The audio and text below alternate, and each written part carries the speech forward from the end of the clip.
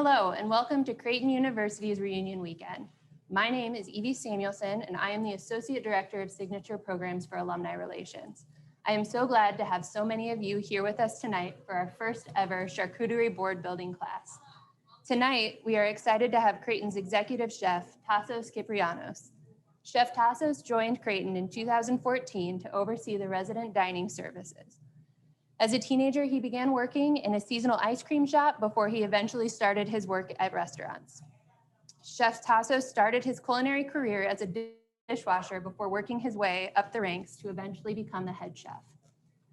His culinary path has included time at Oakland University, Simpson College, Iowa State University, and the University of Nebraska Medicine. Chef Tassos enjoys water activities, sports, and hosting memorable dinners with his family. He currently resides in Council Bluffs with his wife and 2 children. I have had the honor of getting to know Chef Tassos the last few weeks, and his passion and knowledge for food are so much fun to be around. You are all in for a real treat this evening. Joining Chef Tassos, we have 2 of my colleagues from Alumni Relations, Rachel Cole and Rachel Mabry. I do have a few housekeeping items I want to make sure I mention before we begin. Please feel free to use the chat function and Q&A section to interact and ask any questions you have. We will be moderating them as they come in, and we'll try to get a few to Chef Tassos to answer. And most importantly, don't forget to take a picture of your creation this evening and post it to social. Please tag us at Creighton Alumni so we can see and share out all of your beautiful charcuterie masterpieces. And with that, I will turn it over to Chef Tassos and let him start our event. Thanks, Evie. Welcome, everybody, and thank you for supporting Creighton University. I hope everybody's ready because today we're gonna make some Instagram-worthy cheese and charcuterie boards. So let's get to it. I'm gonna start from the term charcuterie. Charcuterie is a French term that originated from 15th century France, and it describes the French butchery shops and especially the pork products that they offered that were salted, cured, and smoked, right? Just like ancient Rome. So the first thing that we do when we make a cheese board or charcuterie is what is your vehicle, right? How are you gonna present your culinary journey? I think this is a little simpler because hopefully everybody has the Creighton boards. I like using a little bit elongated boards because I think it's more of a dramatic presentation and feel to it. So yeah, so that's gonna be the vehicle. I like using wood because I feel it gives a more nature realistic approach to my journey. But you can use metal, any kind of vessel will do. So the second thing that you should consider are your tools, right? To make a nice cheese, especially with cheese aspect of the board, you gotta have the right tools. So for hard cheeses, I like using a chef's knife or a slicing knife. I like the slicing knife better because it's less of a contact surface. So, hard cheese will fight you, right? It wants to crumble. So I like the slicing knife better. Or a little pick, which we're gonna show down the road a little bit, just kind of like naturally, kind of like, shrivel like the aged cheddar that we're gonna do. Probably everybody has seen this in a cupboard. Like I remember seeing it in my grandma's cupboard as a teenager, not knowing what it was. This is for soft cheeses, right? Like the brie, the camembert that we're gonna start with. I've incorporated this cheese wire to my arsenal. It's the greatest $6 investment, right? So obviously it doesn't get any thinner than this cutting surface than this wire. So you get minimum waste and nice sharp cuts. Most importantly, you should serve the cheese at room temperature. Why? If you take the cheese out straight from the cooler to your guests, the cheese will feel like it's it will taste like slightly muted, almost stunted, right? So why does that happen? Because the cold seizes the fat, and that's where the flavor is, in the fat. So to avoid that, pull out the cheese a couple of hours before, then cut it. So you're gonna get better flavor, nicer cuts, but the texture will be better, right? So after all that, let's have fun, and we're gonna start. I think I presented everybody some options, right? So hopefully everybody along with the board got the shopping list. We're gonna start the first option on the soft cheese. We're gonna start with the Brie. And we're gonna have Rachel, on my right is Rachel A and Rachel B. So Rachel A will have the left side of the column and Rachel B will have the right side of the column. So on that note, let's start with the Brie.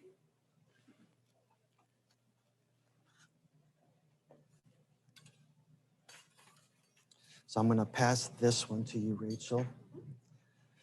Okay, so what do I have on my cheese boards? I was lucky enough, a coworker of mine, thank you, Alicia, she gave me actual real grape leaves. So, you know, just a little color, you know, gets you closer to farm to table, right? If you don't have grape leaves, I get this. This is not accessible for everybody. Kale, if you want to jazz it up a little bit, kale or actually a little Swiss chard will work. Just, you know, just a little accents on the cheese boards. This is going to be accent number one. When you put it down, kind of like visualize on your board, visualize ahead of time. So where do I want to go, right? So when you present your culinary journey, you want to start from I'm going to start from my right to left, right? Your left to right. So you want to start with less intense cheese and a lighter wine. If you're going to pair it with wine, start with a lighter wine, and then ease up your guests, right, to a more weighted wine and a more intense cheese, along with the pairings, right, and then the charcuteries. So, you know, place up the leaves. I know like exactly how I'm going.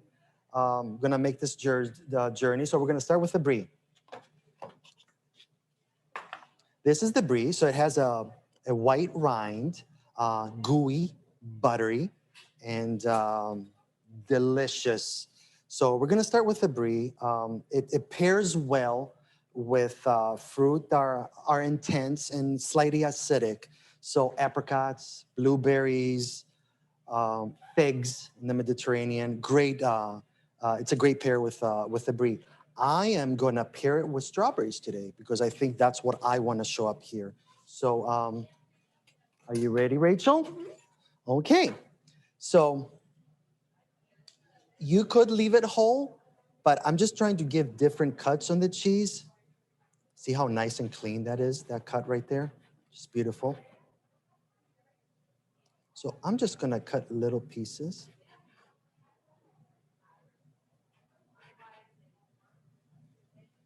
Nice, Rachel.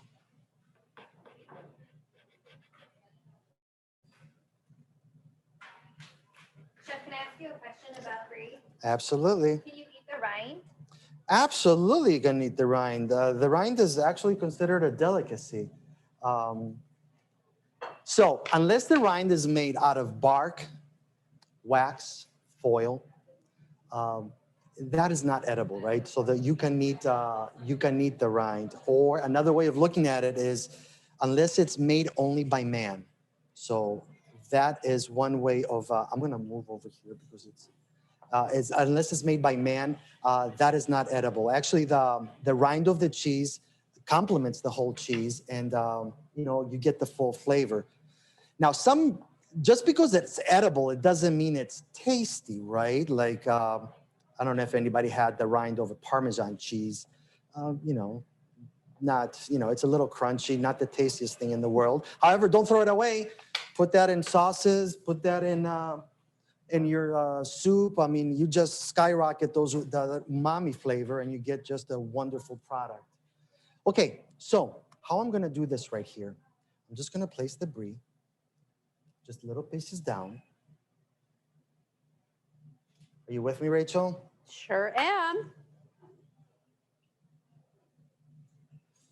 So obviously these are trays that are meant to be for, for guests, like no more than 20 people. I mean, 20, 25 people, you can make nicer presentations. Here at Creighton, obviously, when we have big events, you try to do as nice presentation as you can, but, big events, you cut everything square and you're worried more about the quantity, right? But a journey like this, you can actually show a little bit more technique. So then, Rachel, what we're gonna do is we're just gonna place some strawberries right in the middle.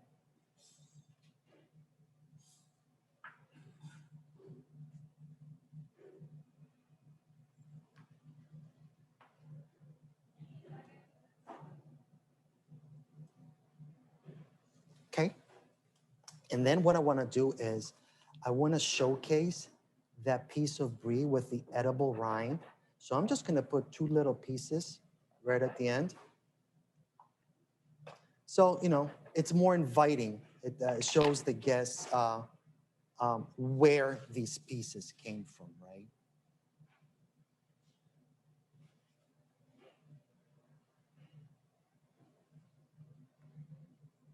So while Rachel is working on that, let's move over to the camembert. Camembert. Let me get my little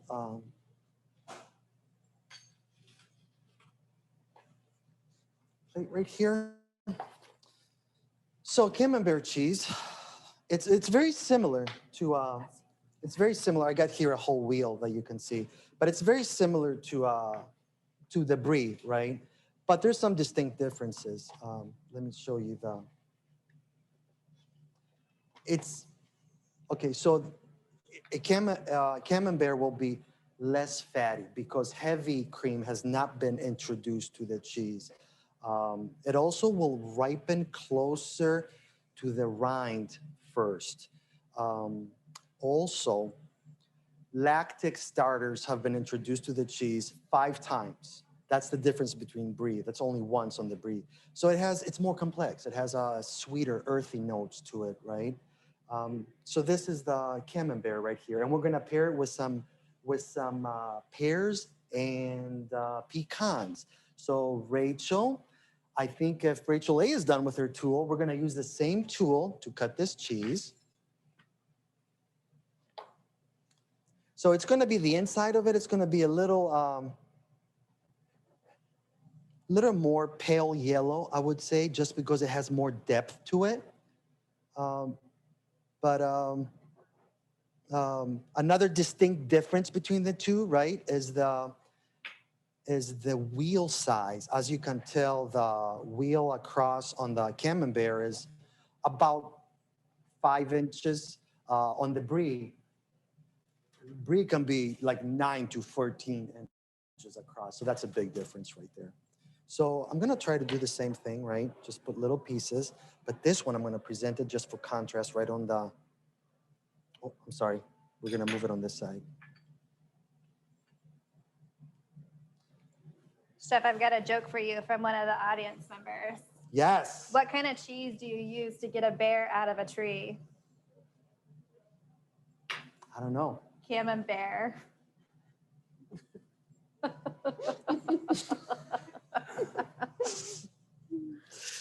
Okay, that was good. Like that. All right, so that's It was a good. little Who cheesy. sent that joke? Kale did. Kale, thank you. It takes the stress away. So thank you so much. We need that. So again, the same way, right? So I'm just gonna cut little pieces. Could you leave it whole? Yes, you could. It's messier for your guests, right? So you're gonna see a repeated theme here. Just try to make it easier, right, for the guests. So again, I'm gonna cut a little bit more. And I wanna showcase to my guests where I got that piece, right? So that's gonna be at the back. Do we have any other jokes? That was a good one. Camembert. We're open to all cheesy jokes, everybody. All cheesy jokes. So right here, right on the back of the tray. All right. So let's go back to Rachel. Oh, beautiful. Look at that. Look at that. Beautiful, beautiful, beautiful. Okay. Yes, so this is the fun part. We are gonna pair both of these buttery gooey cheeses with Chardonnay. Let's talk about pairings. Pairings is about running parallel, but running into each other, right? It's about highlighting similarities, but differences too. So in this case, the pairing, the brie and the camembert, both of them with the Chardonnay, what we're getting is that buttery, gooey cheese makes that creamy wine vibrant. You know, it's alive, but also, We have yes. a special guest who has stopped in. Oh, the father. Father Hendrickson, everybody, is with us. Come back here. Yes. Yes. Yeah. Thank you right. so much. Wow. Look at all this. Fathers, thanks for stopping by. Here, I'm gonna Great to be here. thank you, Father. I'm gonna, Want to give me a tie up Yes, here? sir. How are you guys? Very well. How are you resisting eating and drinking right now? I'm on camera. Okay. And I think we're going to start drinking soon. so- Okay. Okay. there we go. Thank you, Father. So yes, so we were at the Chardonnay, right? So the similarities is that the brie is gonna, the buttery of the brie, like I said, is gonna make the wine vibrant, alive, right? On the other side, although the crisp acidity of the wine is gonna, it's gonna uplift the palate, right? It's gonna cut through the fattiness of the cheese. So if everybody is ready, Father, let me get a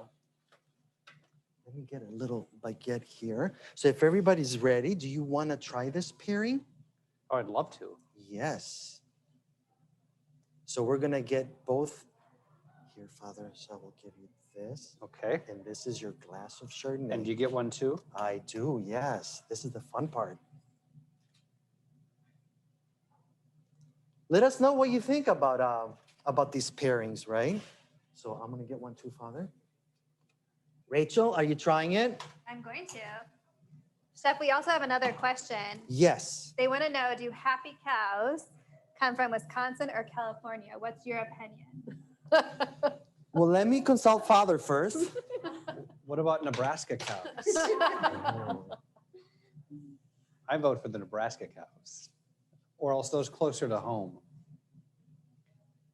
Oh, Julie nice. Chang really loves these jokes. She can't think of a cheddar one. Thank you, Julie. That was funny. Okay, everybody. So let's try it. Let's see what you think. Okay, chef. What's first? The cheese? Mhm. So we put it on a baguette crostini, right? So we have again that intense, slightly acidic fruit complements the cheese, and the magic is going to happen right here with the Chardonnay.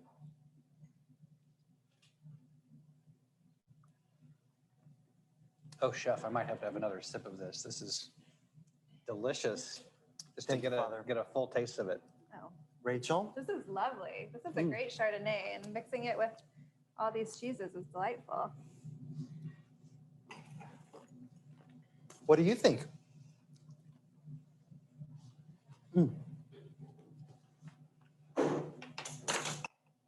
We're getting a lot of thumbs up on our virtual engagement.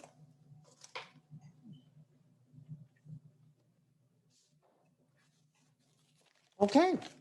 So I'm going to move to the second cheese choice.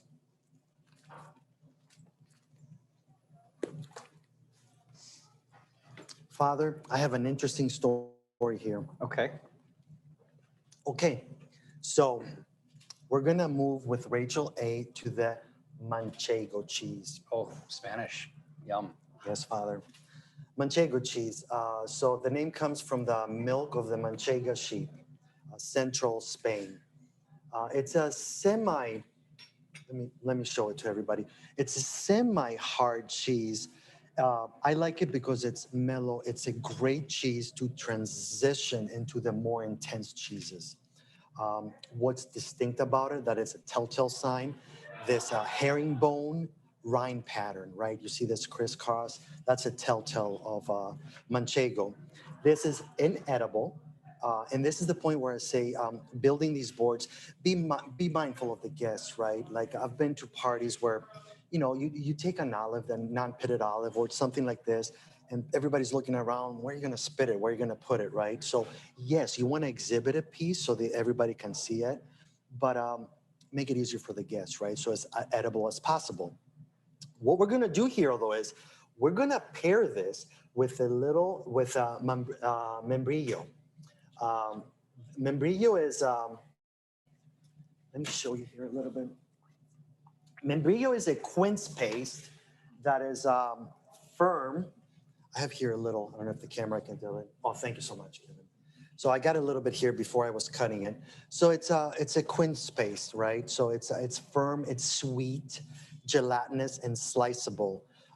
Like I said, if you can't find this quince preserve, um, it pairs amazing with a manchego. I do have a little story here to tell. So growing up in Greece, I'm familiar with the quince because my grandma used to make this as a dessert. Once you peel it and clean it, it oxidizes just like an avocado, just like eggplant, right? So you got to put it in acidulated water to prevent that. Also, it's inedible. So, don't try to eat it raw. You have to cook it. So grandma used to cook it in syrup water, right? And then put toasted almonds. And they have, in Greece, they have spoon desserts. They call them spoon desserts. So when you go see family, Father Summertime, or, friends, they give you a little plate with just a spoon of that dessert. And quince is the most popular thing in Greece. In a nice summer heat, you have a glass of wine and a little bit of that dessert. So it brings back lots of memories. So I'm gonna work a little bit on the cheese. So Rachel and I are gonna work on the manchego. And Chef, I've got some great feedback. They loved the first round. Rosemary had never had strawberry with brie before, so she loved it, thought it was a great change and was delicious. One follow-up question, do your baguettes have to be toasted or can you just slice them the way that they come? I like to toast them a little bit. I think just popping it in the oven for 3 minutes, it just brings the bread back to life. So yes, absolutely. I would toast them for don't more than 3-4 minutes. And honestly, I'm a fan of, especially if you're gonna have nice cheeses like what we're doing here, don't be cognizant. More is not always better, right? So be cognizant. Don't put overpowering spices like rosemary. I love rosemary. And rosemary sage can be fighting some of the flavors that you're trying to make, right? So short answer is yes. Toast it up, bring it to life. Perfect. Great, thanks. So, Rachel, what we're gonna do here is after you take a little piece of your showcase cheese, it kind of naturally, you see it, kind of naturally, you're just gonna cut your slices, turn it down, and you're just gonna cut your slices, if you can see, all the way down. Father, do you want to slice so you can slice too? I might give a try, sure. Yes. Thank you, Rachel. There we go.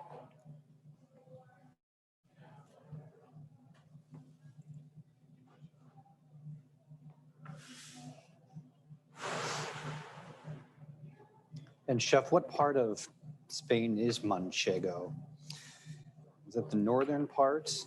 It's you actually recall? it's in the central. I think the it's in central central Spain. Spain. Yes, central Spain, where this cheese is world famous cheese. Father is he's doing great. I think it looks great. I can't wait to try some. Yes. Oh, that is great. Look, Rachel, that is amazing. Okay, so what I'm gonna do here is what I'm gonna do for Father's little tray is I want to showcase this rind, right? This is the telltale. You don't need signs, nothing. Anybody knows cheese, like we said, herringbone pattern. This is manchego. I'm just gonna put it right here, standing up, kind of inviting everybody. Oh gosh, okay. Now, Father, this is where we're gonna take it a step further. The quince, right? So yes, like I said, you can use the quince preserve, but I don't want to have everything in a liquid form, right? It's more interesting, little pieces like that, just to sprinkle them on top of your board. And what a great conversation piece. What is that? That's a whole story right there, right, Father? Exactly. That looks delicious too. Yes. I'm gonna put one right up there. So another way, what I did here is once you put the cheese down, see how you're getting these nice little cuts, almost like unfolding a deck of cards, right? So what I'm gonna do is, instead of just shingling, which is amazing what Father did, I'm just gonna give it a different little presentation.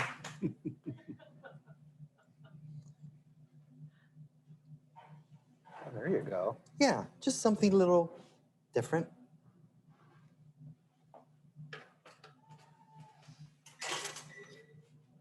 Get some of that rind. in there. Yes, absolutely, Father. Just that's the telltale right there, manchego. And the quince right here. Wait till we try it. This is gonna be amazing. Now, can you forecast which wine we're going to pair with this? Yes, absolutely, Father. So we had two options for our second wine, for our second cheese. This one we're gonna pair with the Pinot Noir. Okay. So Manchego pairs, it pairs lovely with both white and red, but it pairs even better with something that has low tannic structure, right? So that's the Pinot Noir. Pinot Noir is the grape is larger than the Cabernet. Everybody knows the Cabernet, but the skin is thinner also. So you get a low tannic structure on that Pinot Noir. So it's more sophisticated. It's more elegant, right? So would you like to try one, Rachel? Yes, of Yes. course I would. I don't think we need to begin this one. I would just try it with the cheese and the quince, little bite, and then let's see how it pairs with that wine.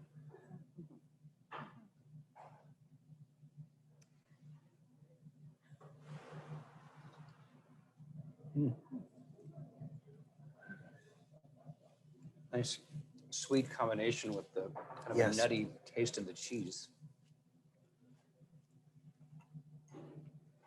And Chef Amanda Weiss, who is a brand new graduate with her third Creighton degree, just says she can't wait till we get to the Gouda stuff. Yes, I love Gouda. I say it's Gouda already. I will cheers to that. Thank you, Father. I think with that, we're gonna have to whisk Father away to his next event. This is great. Thank you, Chef. Oh, my Good to see pleasure. you. My This looks pleasure. like a good board here. Absolutely, Off to a good Father. start. Father, See you all. Thank you. Thank you, Father. Thanks, Father. All right, good job. We'll see you. See ya. Rachel, what did you think? It was amazing. So I love this quince. What is a good substitute if I can't find that? The quince. The quince. Yes, thank you. It's unique flavor, right? So, but if you can't find it, I like fig jam. Fig jam is always good. It goes both with salty and it's neutral. It goes salty and sweet. Fig or apricot jam. Apricot has a lot of structure, acidity, so that will go good. But it's meant to be those together. This is a perfect example of what grows together goes together, right? That's a culinary term that chefs and wine lovers alike use. What does it mean? It means that things that, if you go to the market and you see things that grow naturally together, Mother Nature is telling you they go together, right? So, example, peas, asparagus, strawberry and rhubarb, the trinity of vegetables in the Mediterranean that you see different names, eggplant, tomatoes, squash. In Greece it's called briam. In Italy, in Turkey it's called turlu. In France it's called ratatouille, right? So they're meant to be together, right? But that term also means there's a culinary aspect, a culinary term, right? Because certain wines and certain foods are grown in the same region. So throughout history, they've been paired together. This is a perfect example right here. And we're gonna see a couple more down the road. Speaking of vegetables, Chef, what do you call a carrot that doesn't go to parties? I don't know. A square root. I came up with that one myself. so- Okay, so let's go. Let's move on to the cheddar, right? So we got the cheddar here. I'm gonna take these glasses away from Father. Okay, so we're gonna move on to a cheddar cheese. This is a good example. The rind, it doesn't look like it, but this is a washed rind. Like this is edible. I'm not saying it's tasty, but it's edible, right? So that's the point. So we got the cheese right here, the cheddar cheese, and I want to show you a little technique right here. So this is Rachel B that's going to do this with me, right, Rachel? Yep. So ready. I'm going to pass this to you later. So the cheese has been pulled out, right? It's been out for 3 hours. It's at the best form I can to cut it. Don't try to make a perfect cut with hard cheeses like the cheddar. Just kind of like stab in there and twist and let it naturally break apart. You see that? Just nice little rustic cuts. That's all we're trying to do. Should I move the wines just a little bit?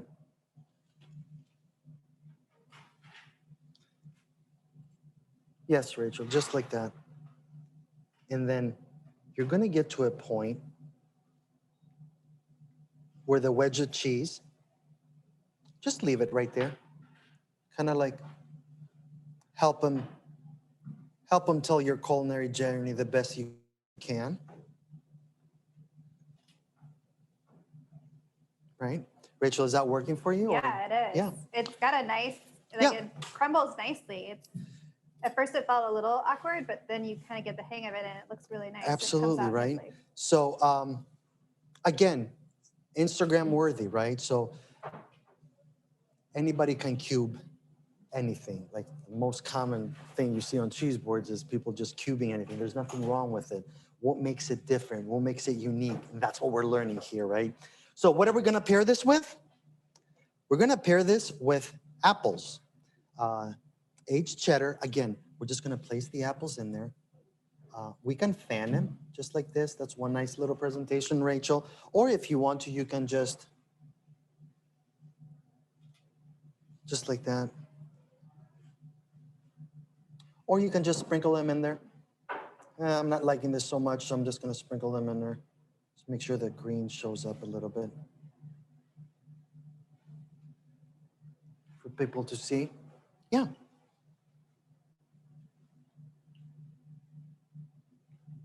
So this pairs, cheddar pairs well with apples, grapes. You know, we all had snacks with grapes, raisins. I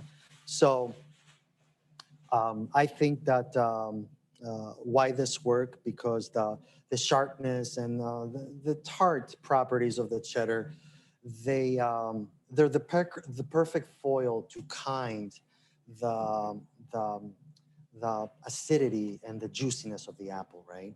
So again, this one we're gonna pair with a Zinfandel. Whoever chose this, and if you decided to pair with it, we're gonna do it as Zinfandel. Zinfandel is more robust, right? It's bright. It's louder. Low tannic. It's not a Cabernet. It has low tannic properties, but it's not a Pinot Noir, right? These are actually good wines to compare against each other. The one is sophisticated. It's mellow. The other one is flamboyant, boisterous, right? It wants to come make things alive. So again, let's not use a cracker. Let's just use the apple as a vehicle, right? Put the cheddar cheese and let's see what we think.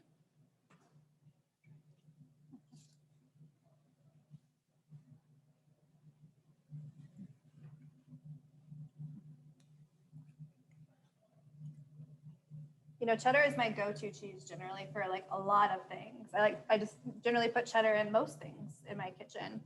But I like the sweetness with it. That's delightful. What did you think, Rachel?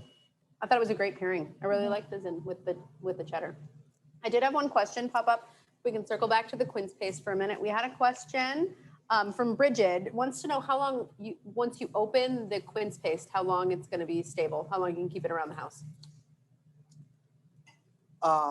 Good question. I wouldn't go more than 7 days. If you open it, it's a jam, right? That's the safe answer. Could you get more? Yes, you could.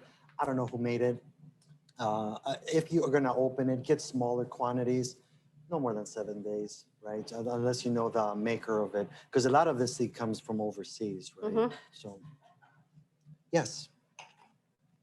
Crystal feels shamed for her cute Instagram posts in the past, but we tell Crystal, no shame. Now you know better.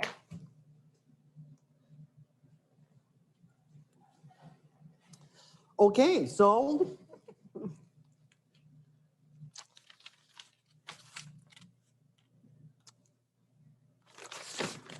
the moment has come where we're going to an aged Gouda.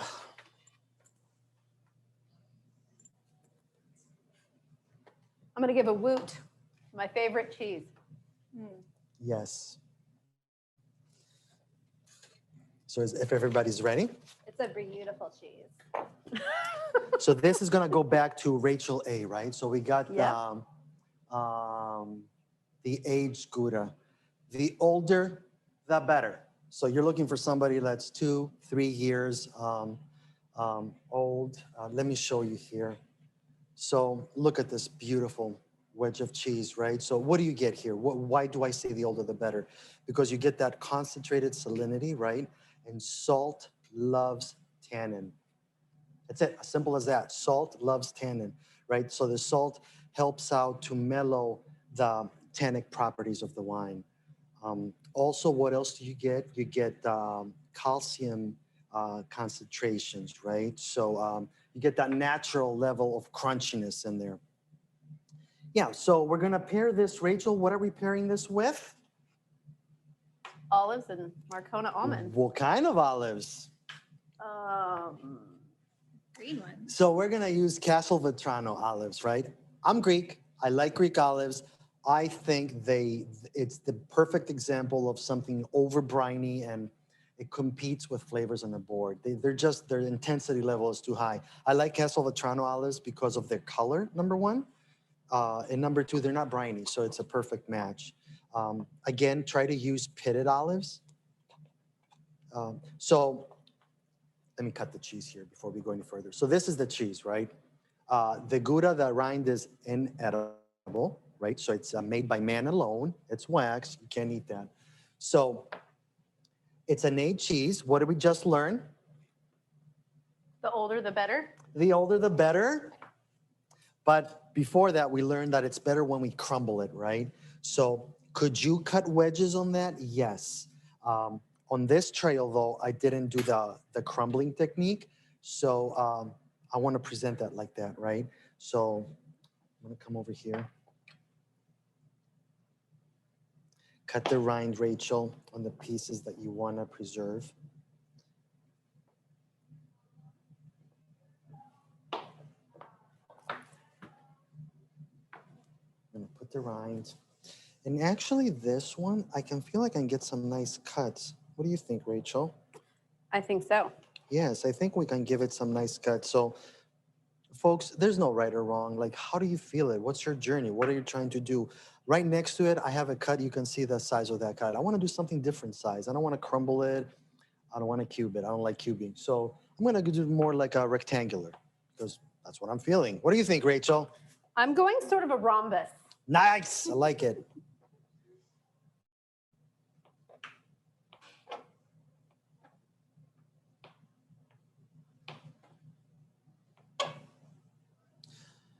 All right. Gosh, doesn't it look beautiful? Do you see that concentrated salinity right there?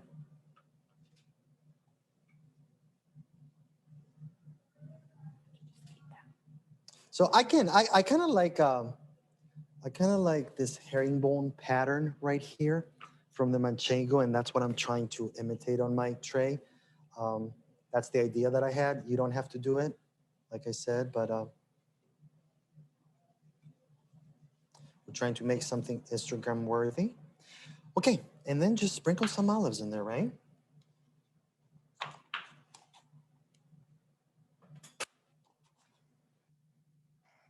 So Chef Kill has an interesting piece of cheese history for us. Mm-hmm. When farmers or dairy farmers changed to round hay bales, that cows eat, it had a detrimental effect to the milk and cheese they're able to produce.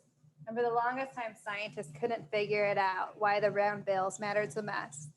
But alas, it's because the cows are no longer getting a square meal.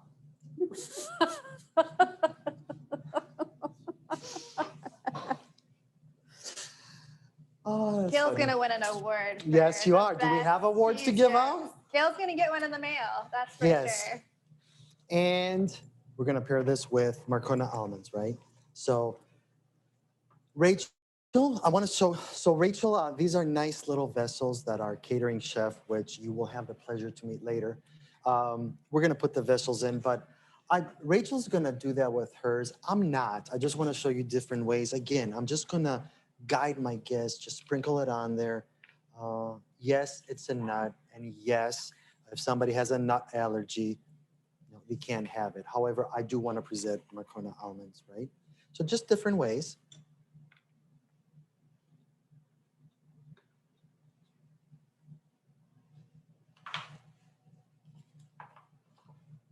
When you do a big charcuterie board, chef, do you feel the need to label everything, or do you just kind of let people surprise themselves? Do you have the time? At home, I don't, right? I kind of feel like it's 20 people. I feel like if you tell one person, you know, the word goes around. I don't. At catering events, although that we have here at Creighton, we try to label everything. But I think classes like this, you kind of learn little telltale signs of the cheese, right? We saw the wheel length, we saw herringbone patterns. Do you have the time? Edible and edible At home, rinds. I Those are, don't, you know, right? nice I kind of feel like telltale it's signs of 20 what you're people. I in feel like for, if you right? tell one And again, person, like the the word goes tradition around. going I from don't. left to At right. catering events, although that we have I'm here at easing Creighton, them up, so we try somebody's to label everything. expecting to get But more I of the think classes punch, like the more this, the you right kind of way to go, learn right? More little intense flavor. telltale signs of the. So, all right. So, any questions? Angela really likes the olives with the cheese, with the manchego. Yes. I mean, with the aged Gouda, excuse me. What grows together goes together. Same region. So, we're gonna move to the Pecorino Romano. Rachel B. Pecorino Romano. So you probably know its cousin. The cousin is the world famous Parmigiano Reggiano. Pecorino Romano, I love Pecorino Romano. I think we made a couple of videos, I threw it in there. But Creighton Dining. So Pecorino Romano originates from Rome, a little bit northern than the Parmigiano Reggiano, but it's a little sharper, right?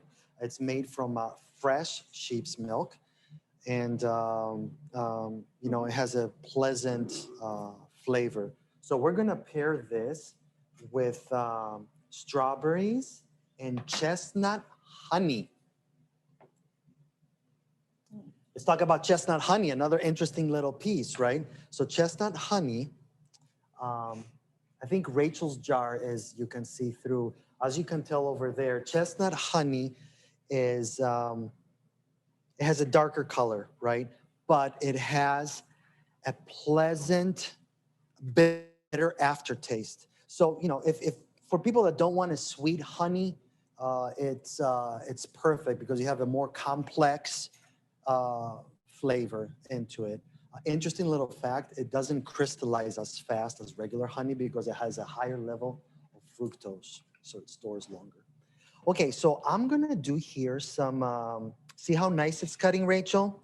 So again, the rind right here, don't throw it away. This one we put in sauces, cheeses, skyrocket the umami flavor, right? But we're gonna make some nice cuts, kind of like that manchego, but it's gonna be sharper. You see how nice and long it is? So I'm gonna use that natural shape to my advantage, right? So again, I'm gonna make it easier for my guests on this one. I don't wanna have the rind for the pieces they're gonna take. And you would use, this is a perfect example where you would use that slicing knife, right? Nice, steady cuts all the way through. Now, when I made the shopping list, I was debating of, I love Pecorino Romano, that's the one I presented. I was debating of showing Parmigiano Reggiano. That is a classic combination with balsamic vinegar. What grows together, goes together. Try it, that's a great pairing too. Maybe for another class, right? There's a couple of pizza places in Omaha. I'm an Omaha native, so there's a couple pizza places that are known for their Romano pizza. So they just use Romano pizza. So I grew up with Romano and hamburger. Very Midwestern. Nice. Okay, so again, nice, Rachel. So we're just gonna, I think we should fan this one. When I say fan, kind of like, let's go this way. Just give it a different look, just something like this.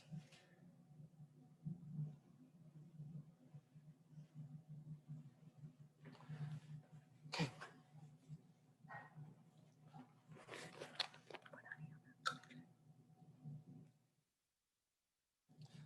Just because we're using chestnut honey, it's unique, right? I wouldn't hide what it is from the guests. So I think either this is where you would need a tag or just put the whole jar there so people can see it. Put it closer to them so it's not as messy. But that is by itself a conversation piece. Ooh, chestnut honey, what is that? And we're gonna pair this with strawberries, right? So again, we're gonna get that tart little acidity right there. I'm just gonna sprinkle them around, just inviting my guests to pair this. Maybe we do it like this, put the strawberries right in front. Let's give it a different little appeal.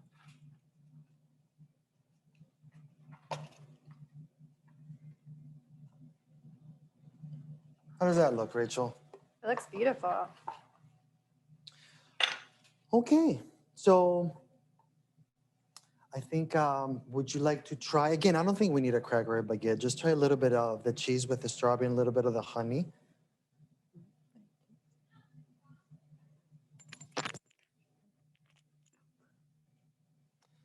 And we're gonna pair the, yes, let's start with this cheese. We're gonna pair this with the Cabernet. So we're moving to a more tannic structure wine, right? Cabernet. So can I have your little spoon, Rachel? Yes, of course you may. Thank you so much. So again, not as sweet. That's what we're trying to do, right? And I'll explain to you later.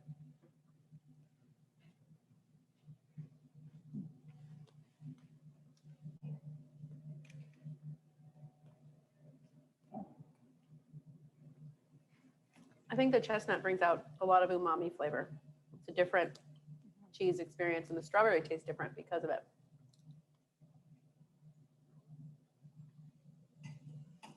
What do you think after you take a sip of the Cabernet? I think the Cabernet mellowed it all out. So let me do the, let me present, no, yeah, we're done. So the Gouda and the Pecorino we're pairing with the Cabernet, right? So why does it work? It works because when you have a high tannic wine, you want to avoid sugar. That's why I went with this honey, right? Just want, it's that slightly bitterness, it just blends together. Anything apples, dried fruit, yes, it looks pretty. And I know that people put it on there, but honestly, it can ruin the whole experience. Try to avoid that. This is not where you're going if that's the pairing that you want, because those tannins will, ramp up, will strip away the fruit, the sugars, and you're not gonna get any nuances, right? You're not gonna get any of these subtle flavors on the board. So that's why this works. What do you think? I haven't eaten anything here that I don't like. Okay. I was just gonna say that. I mean, all these combinations have been delightful and wonderful. And I'm always like, oh, wait, let's just sit here for a minute. But then you bring us to another beautiful palette. So keep going, chef. This is amazing. Okay. Now we're gonna move on. We reached the point, right, that we're gonna go to the more weighted. A little water.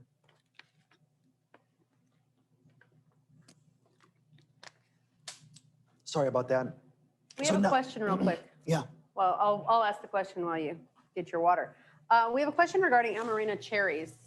There's an attendee who wonders if there's any cheese that would pair well with that.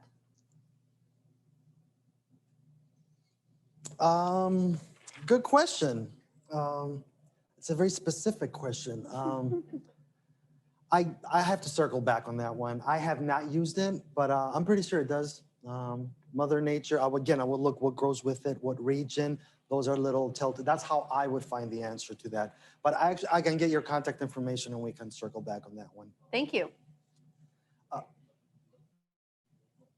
Local, yes, Chef Kevin. Yeah, look local.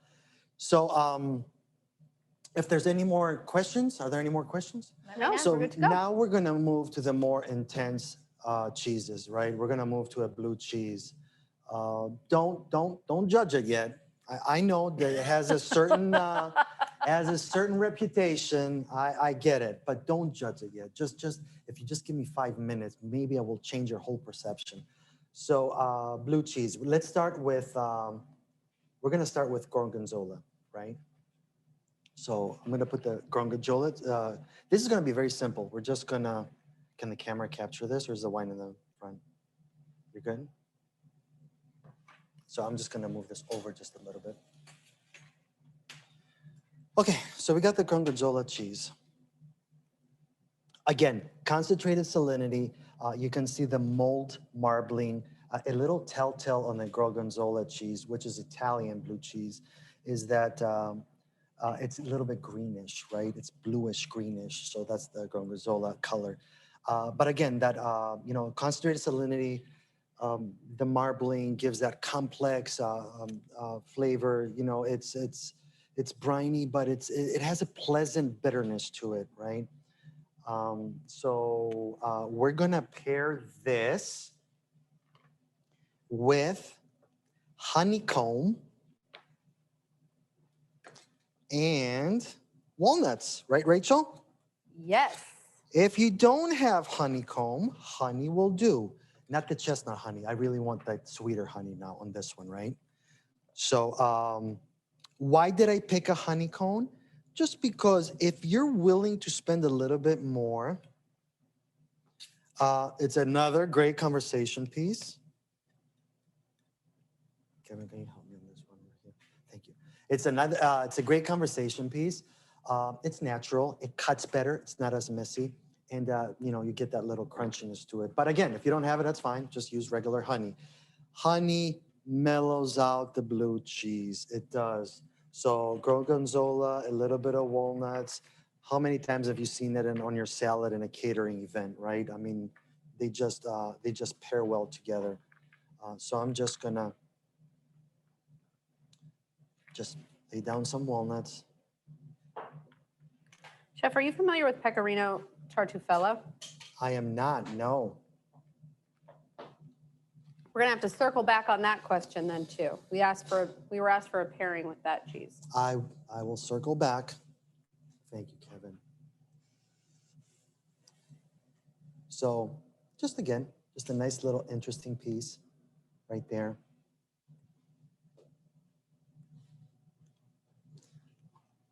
I think we should present the other cheese before we move into the wine tasting. So option B was Stilton. This is another classic, another pairing eventually that we're going to do, a classic pairing, right? Stilton and port wine. So again, I would just place the wedge down. These wines are always in the way, aren't they? Mhm.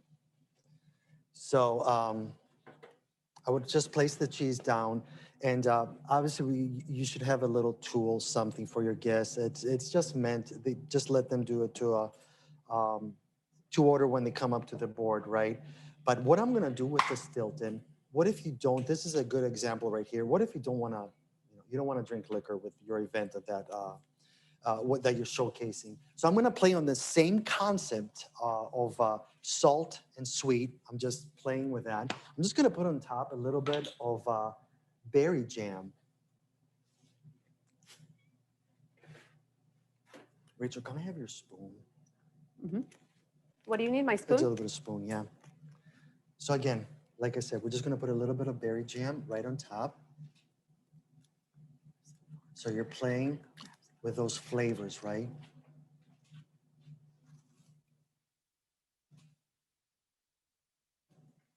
Tara's got a very important question I think we should address immediately. Yes, what is it, Tara? Well, she's having a dinner party with her kids tonight and they're having corn dogs. So what should we pair with that? Honey mustard? Tater tots? Honey mustard, Tara. But I also suggest a glass of cab for yourself. Yes. Put your jam on top. Okay, so this is what we did, right? Leave the blue cheese whole. Honestly, like I've tried all kinds of ways. Don't, yes, I know it's a little bit softer. Don't cut it, just leave it whole. It's, let your guests just have at it. Just give them a little utensil there to work with. So you're getting here the salt sweet, right? Also, let's move to the pairing, although port wine. Somebody has said before me, right? This is a classic combination: blue cheese, Stilton blue cheese, and port wine, especially. Somebody has said nicely in 4 words, bold and the beautiful, right? So you have the bold cheese and the beautiful wine. Them two together is a perfect pairing, folks. It just changes the blue cheese and mellows it out. It just gives it a different feel. Trust me, you're gonna see blue cheese in a different way. What is port wine? Port wine is a fortified wine. It's fortified with brandy. So brandy is introduced during mid-fermentation. What is fermentation? Fermentation is when yeast consumes the sugars of the grape juice and it turns it into alcohol, right? Interesting fact about yeast is that it does not work above close to 16% alcohol, right? So above 16%, it ceases to work. So once you introduce that brandy, you're raising the alcohol level, right? But you also still have in there the natural juice from the grape. So you, at the end result, you have a wine that has high sugar content and also high alcohol content.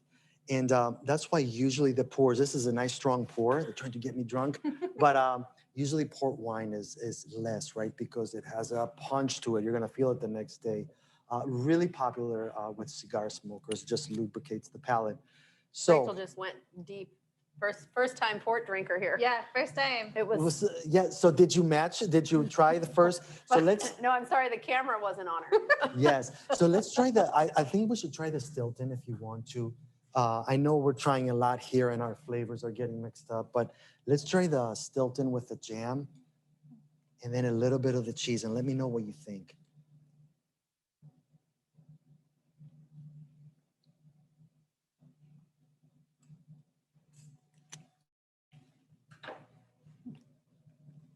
You know, I was skeptical of port and blue cheese together. I love blue cheese, but I generally don't have blue cheese with sweet stuff. I mean, I love a blue cheese burger, but this is delicious.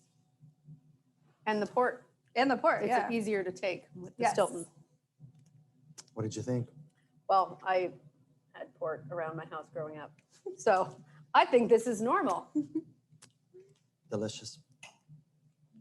Okay, bonus presentation. There was 3 options that we had there, right? So sometimes this is all nice and dandy. Sometimes simple is better, right? So the 3rd presentation is gonna be, Thank you.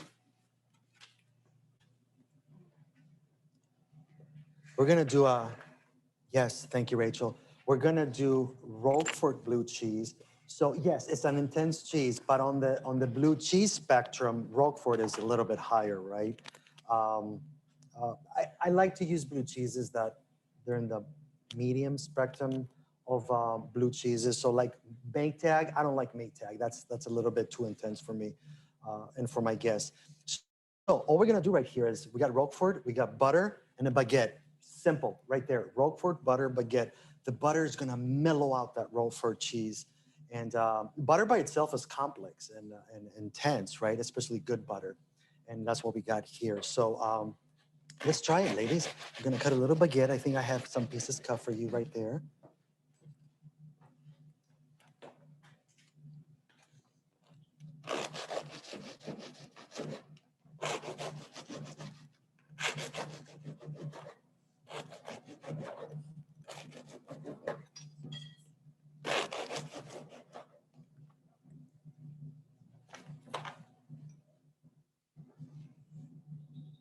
And just a real quick note, the session closed the chat, but if you refresh your screen, the chat will reopen. So if you have more questions or comments or cheese jokes, refresh your screen and then you'll be able to chat again.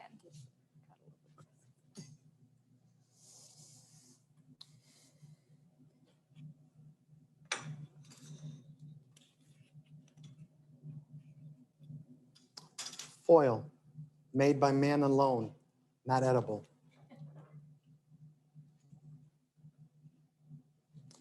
Okay.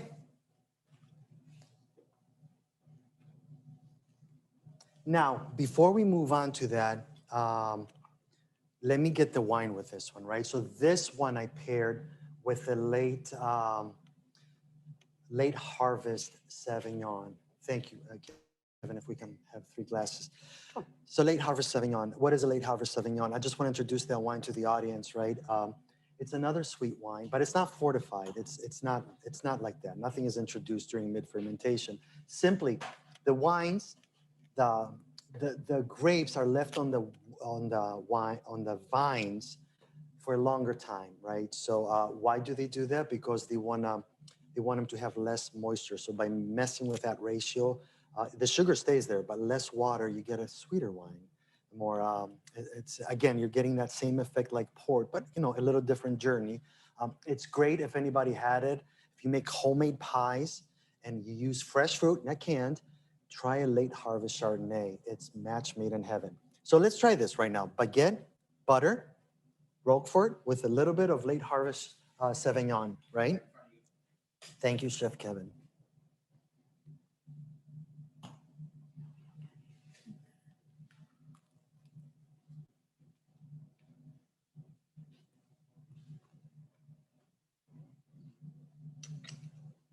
Do you see how it mellows it out? Mm-hmm.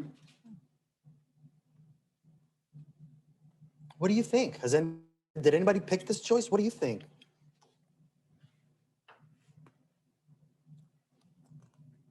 I gotta say that I think that if I was at a party, I would go for it thinking it was blue cheese, but then be delighted by it. So Now try it. I know Kevin didn't pour. Try it with the port. Even with the port, it's a match made in heaven.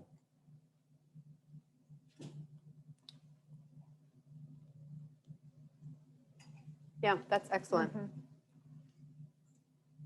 I think we know a person who should try that, Who is that? who thinks she doesn't like You do? blue cheese. yeah. I'm telling you, folks. Even simple honey, but butter, baguette, just amazing. Okay. This is becoming too much fun, isn't it? Never. Okay. So now we're gonna move into the charcuteries, right? So what I decided to, I'm gonna move this and make a little bit room on the board. What I decided to show to everybody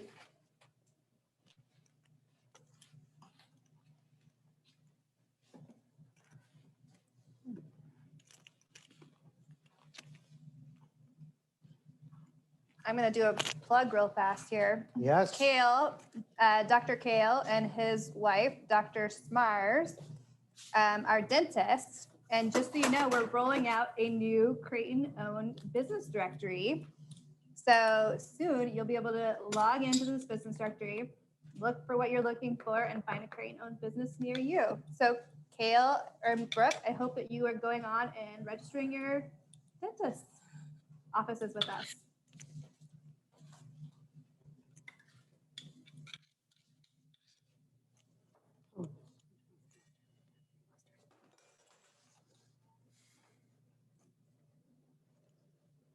Okay.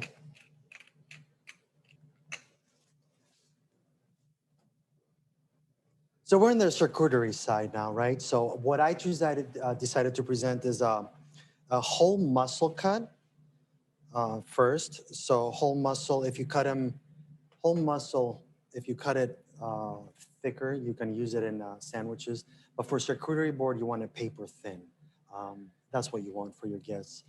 Some examples of whole mussel would be lomo, which is cured pork loin, or it could be brizola, which is air dried and salted beef tenderloin, or koto ham. That's very popular. I did not do any of those. I did some prosciutto, right? So, Rachel, do you have any room on that board? So what I would do, how I would present it, just kind of like fold it. You see that right there? And then kind of go to the next piece. Just like that. While we're doing this, can you address if the butter pairs well with anything in the blue family? Doing that little baguette treat we just did with butter? Or, so you used it with, is this Stilton? I use the butter with Roquefort cheese, Yeah, so does it right? work with anything or just Roquefort? It works with all of them. Absolutely, it works with all of them. I just, true to what I taught earlier, Roquefort is French, butter originated there, and it's actually if anybody's been to Paris, it's a classical offering in France, right? So that's why I paired it with a French blue cheese. So yes, look at that, nice, right? So that's what we're gonna do. Just make it a little interesting, give it a little height. You know, you don't wanna just lay it there, right? Just, you know, give it a little height, just like that. And just, you know, don't squish it, don't overthink it. Just kind of like make the little roadmap. And the second, so I got one whole mussel. I wanna present one salumi, right? So salumi, examples of salumi is gonna be Genoa salami is one. But I decided to do sopressata. Sopressata is, if anybody hasn't had this, panini with a little bit of provolone cheese and fresh tomatoes. Beautiful. Okay, so sopressata, right? It's sweet, but it's a little bit spicy. A little bit, don't get scared, just a little bit spicy. Where does it get that little spice? It gets it from chili peppers and the peppercorns, right?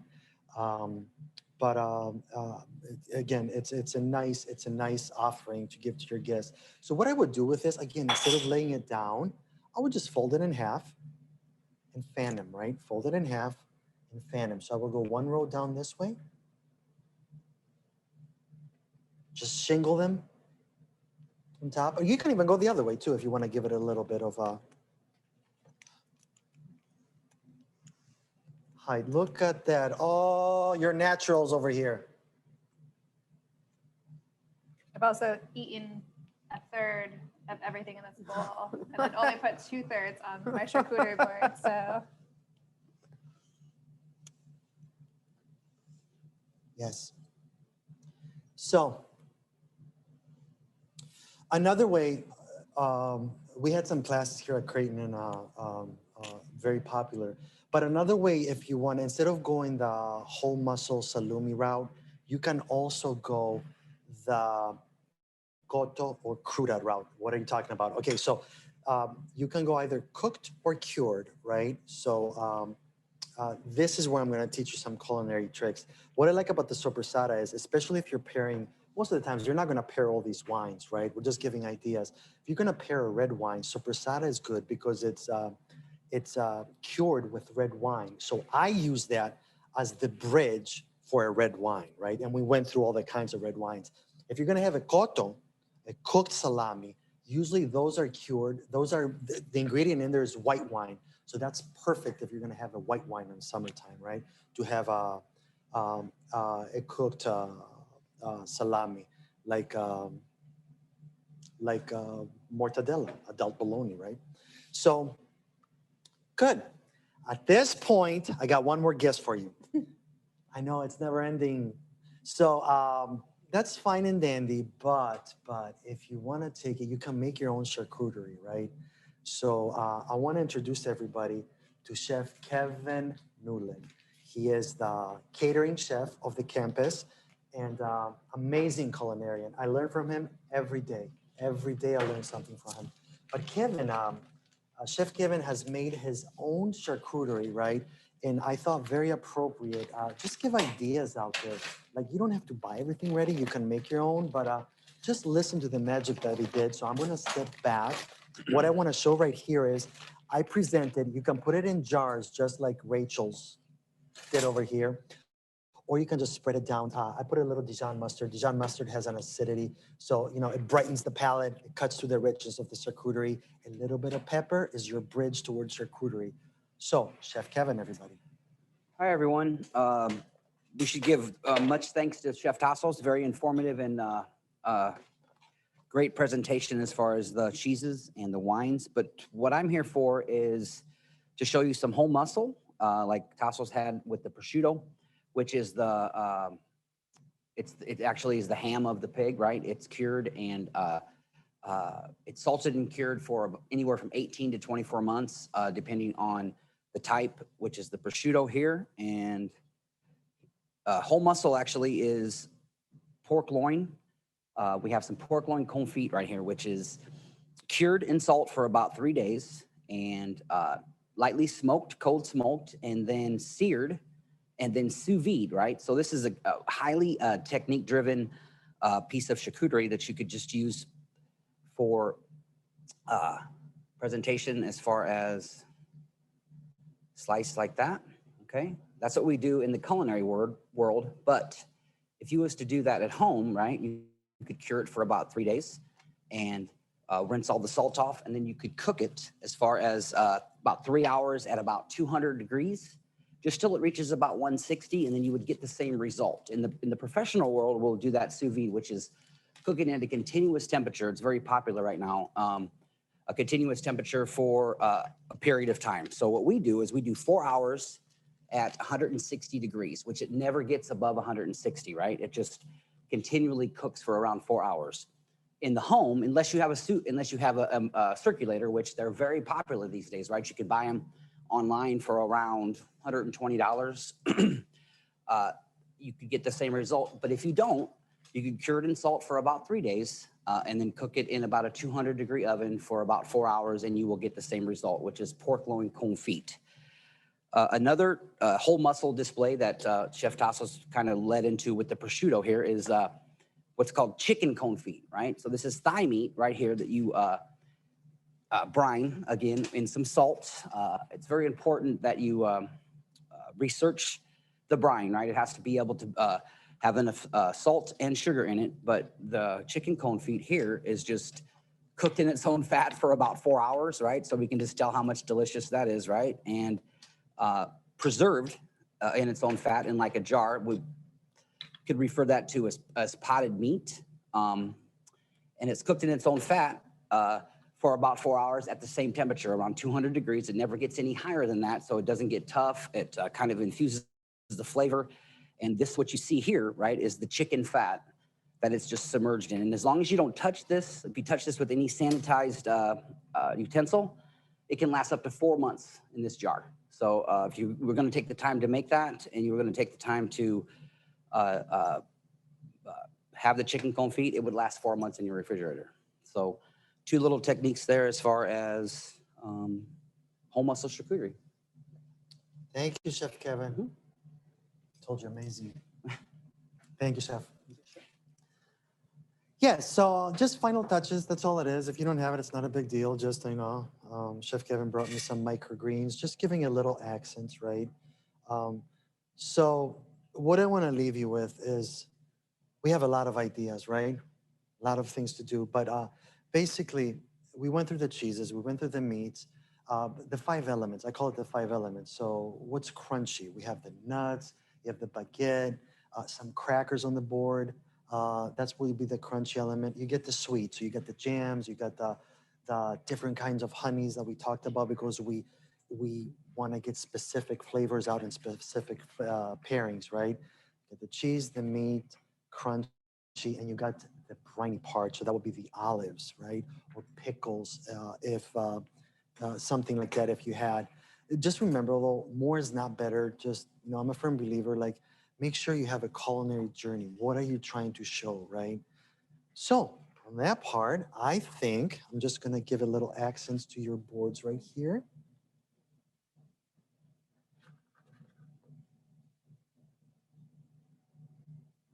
Oh, look at that, that's beautiful. Beautiful, beautiful.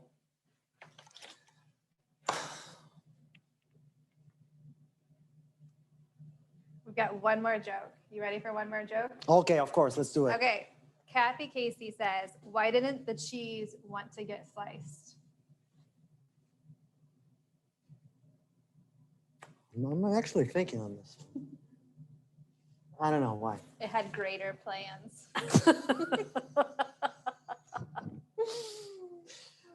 Okay. It's been a beautiful night, guys. Well, thank you so much, Chef. We really appreciate you taking the time, both Chef Kevin and Chef Tassos. Chef Kevin. Thank you so, so much. We can give them a round of applause. They did a great job. Thank you. Have a great night. Good night, everybody. Good night. I'm gonna have some more in there.